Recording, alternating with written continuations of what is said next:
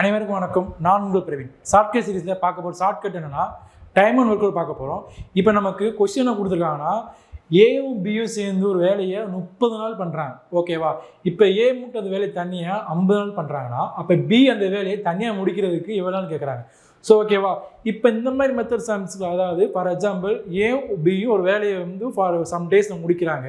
ஏ மட்டும் அந்த வேலையை குறிப்பிட்டாலும் முடித்தா அந்த பி மட்டும் அதே வேலையை தனியாக செஞ்சால் எவ்வளோ நாள் முடிப்பாங்க. இந்த மாதிரி சம் மெத்தடுகள் நம்ம எப்படி சம் சால்வ் பண்ணலாம் பார்க்கலாம். இப்போ நமக்கு கொஸ்டினை கொடுத்துருக்காங்க, ஏ ப்ளஸ் பி நமக்கு எவ்வளோ 30 நாள் பார்க்குறாங்களா? அப்போ ஏவும் பி நமக்கு எவ்வளோ நாள் பார்க்குறாங்க? 30 டேஸ் வேலை பார்க்குறாங்க, ஓகேவா?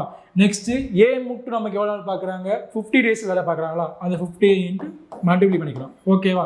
இப்போ அடுத்து என்ன பண்ணணும்னா ஏ ப்ளஸ் பியும் ஏவும் ரெண்டுக்கு டிஃப்ரென்ஸ் பார்க்கணும், சரிங்களா?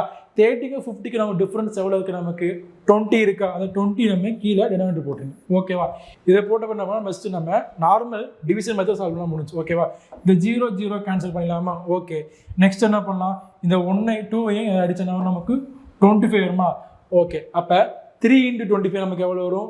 என்ன ஒரு ஆன்சர் நமக்கு? 75.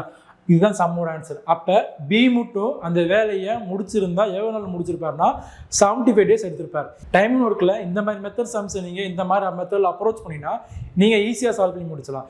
இதே மாதிரி அடுத்த வீடியோவில் சந்திக்கிறேன். நன்றி.